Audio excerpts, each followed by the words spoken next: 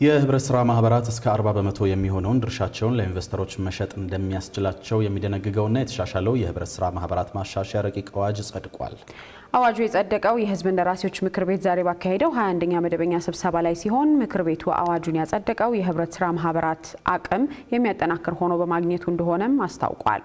በተጨማሪም ይህ አዋጅ ሴቶች፣ ወጣቶችና አካል ጉዳተኞች ለብቻቸው እንዲደራጁ የሚፈቅድ እንደሆነም ተገልጿል። ሰላማዊት ሽፈራው ተጨማሪ አላት።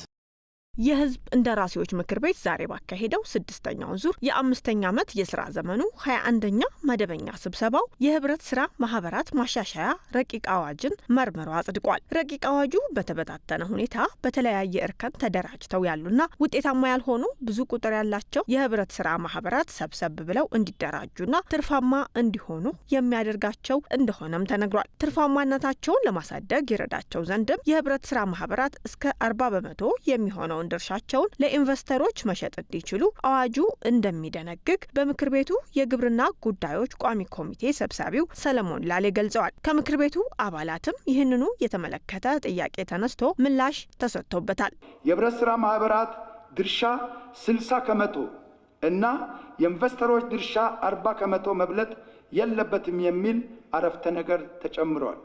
ምክንያቱም ማህበራት በጋራ ኢንቨስትመንት ውስጥ የሚኖራቸውን የተጠቃሚነት ድርሻ መወሰን ስላለበት ነው። ሌላው የኢንቨስትመንት ድርሻን በሚመለከት ሐሳቡ ይገባኛል። በህብረት ስራዎች ኮንሰፕት ውስጥ ምንም የካፒታል መጠኑ የሼር መጠኑ ከፍ ብሎም አንድ አባል አንድ ድምጽ አለው ህጉ የሚደነግገው።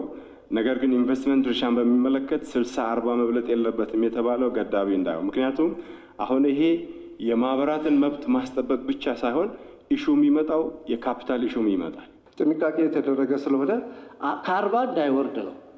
ማህበሩ የበለጠ እንትን እንዲኖር ነው እንጂ 10-90 ሊሆን ይችላል፣ 25-75 ሊሆን ይችላል፣ 35-65 ሊሆን ይችላል።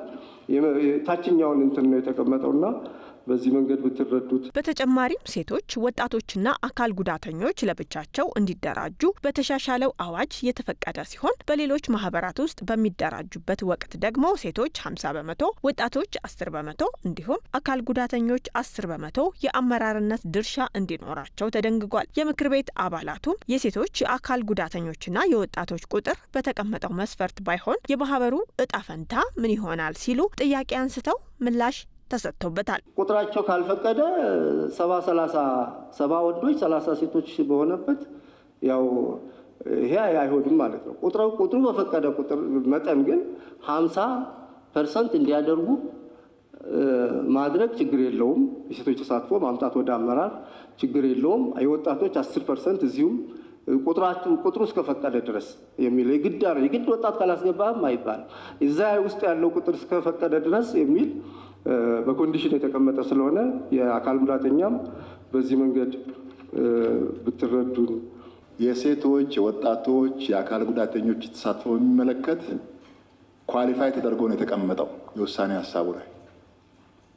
ቁጥሩ ሲፈቅድ እንደዚህ እናረጋለን ነው።